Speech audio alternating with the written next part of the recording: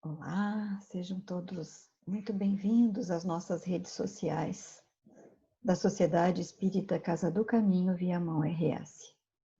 Nós estamos dando início a uma série de histórias de vida de pessoas que fizeram a diferença no mundo, vencendo algumas delas enormes dificuldades físicas e outras limitações internas, emocionais ou psicológicas.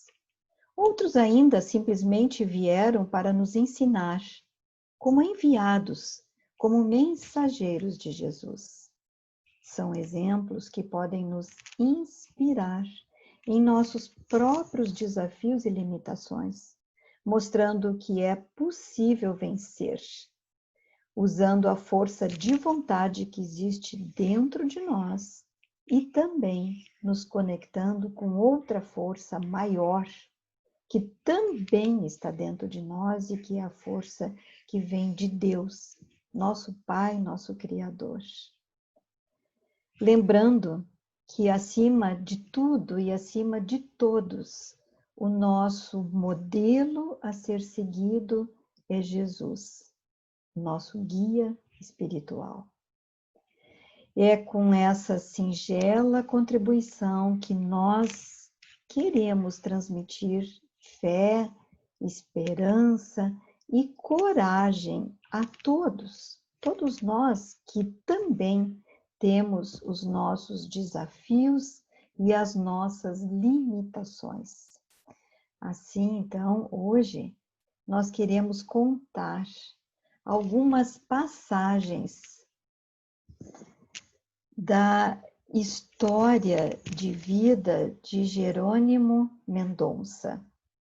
Jerônimo Mendonça foi chamado de o gigante deitado, porque o seu exemplo, o seu testemunho no bem, na fé, na coragem, na resignação foi tão grande, relacionando-se às suas enormes limitações físicas, que ele recebeu dos amigos este apelido.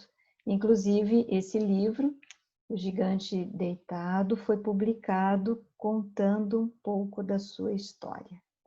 Então, Jerônimo Mendonça nasceu em Minas Gerais, na cidade de Ituiutaba, dia 1º de novembro de 1939. E ele desencarnou aos 50 anos, em novembro, dia 25 de 1989. E ele foi, então, um exemplo de superação de limites. O seu pai se chamava Altino Mendonça e ele era lavrador. A sua mãe, Antônia Olímpia de Jesus, era lavadeira. Ele foi o nono entre 10 filhos e eles eram muito pobres, lutavam com muitas dificuldades. E por isso Jerônimo, desde pequenininho, aos 5, 6 anos, ele já trabalhava. Ele pegava a sua caixinha de engraxate e saía pela cidade trabalhando. Teve uma infância normal, mas quando chegou na adolescência, ele já começou a sentir dores nas articulações. Aos 13 anos, ele conheceu a igreja presbiteriana e se tornou, então, protestante até os 15 anos. Foi muito atuante na sua igreja, inclusive fazendo palestras.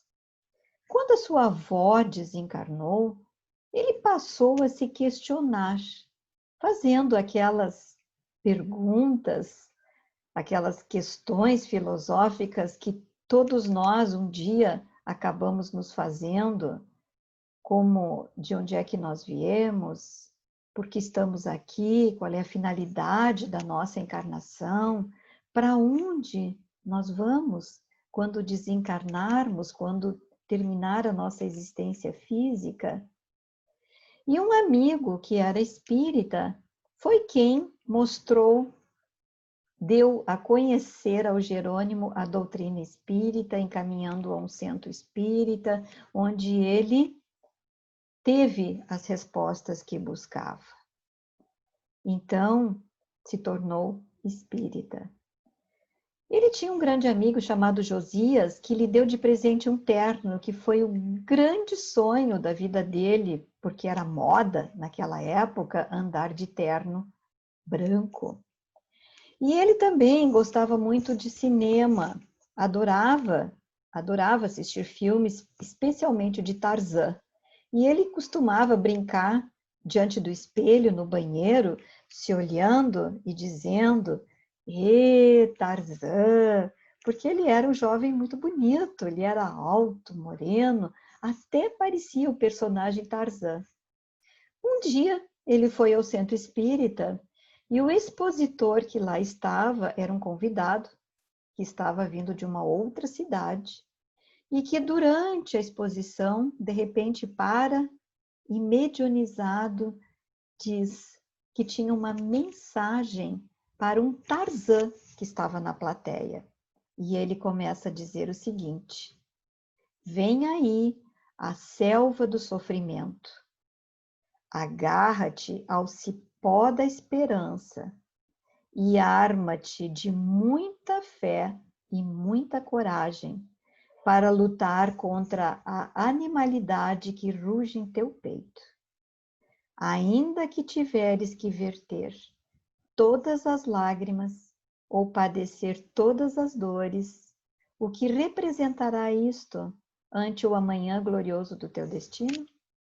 E assim ele entendeu, então, que era para ele e que as dores viriam como realmente vieram. Aos 17 anos, ele fazia um programa chamado Alvorada Espírita Cristã na rádio local, na rádio da cidade.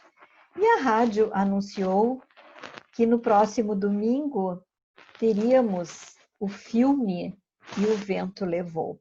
Foi a oportunidade de Jerônimo usar o seu terno branco. Ele se arrumou, se enfeitou, foi ao cinema, só que chegando lá, o cinema estava completamente lotado. E ele teve que assistir ao filme de pé, no fundo, por 4 horas, sem poder sentar, sem poder se deslocar. Quando o filme terminou, ele simplesmente não conseguia andar, porque os seus pés, as suas pernas, os joelhos, as articulações dos tornozelos, o quadril, estava tudo tão inchado que ele não conseguia se mexer. Ele precisou ser carregado para casa. E para sua tristeza, a calça do terno teve que ser cortada, porque não conseguiam retirá-la. E assim, ele ficou 3 meses de cama sem conseguir andar, com dores nas articulações e o diagnóstico de artrite reumatoide progressiva.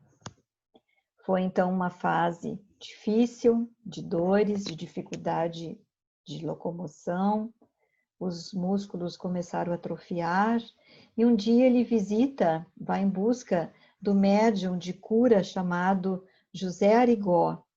O espírito Fritz diz a ele que ele tinha a doença dos 3 Cs: cama, karma e calma. E a partir de então, ele das bengalas passa para as muletas e dali para a cadeira de rodas, e à medida que os músculos dos membros superiores também começam a atrofiar, ele passa a ir para a cama.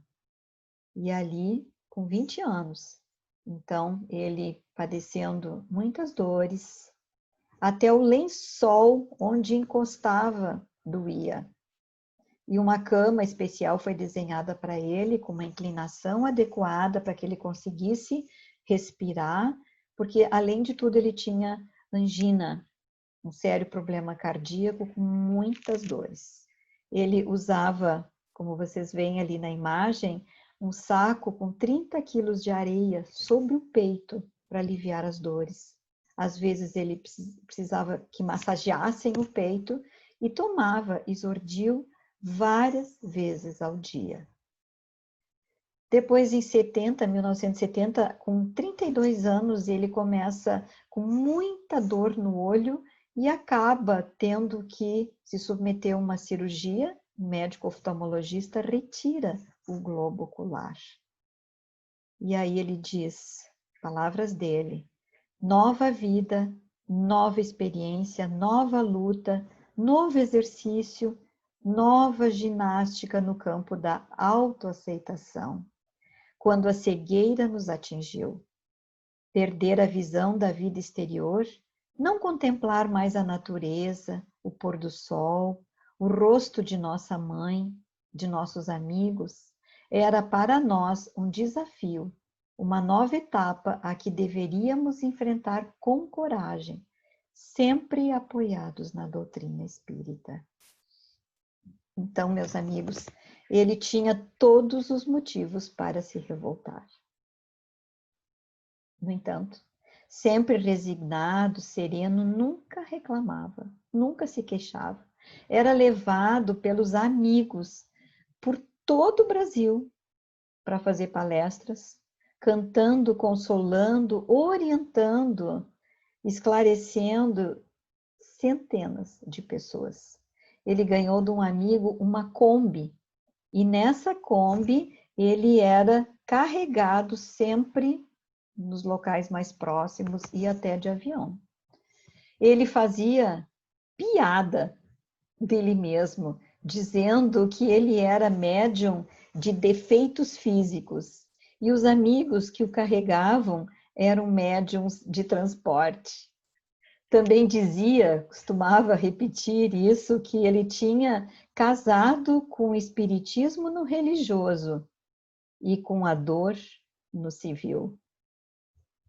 Mas mesmo assim, mesmo numa cama, totalmente limitado em seus movimentos, dependendo de outras pessoas para tudo, para se alimentar, para se banhar, para tudo.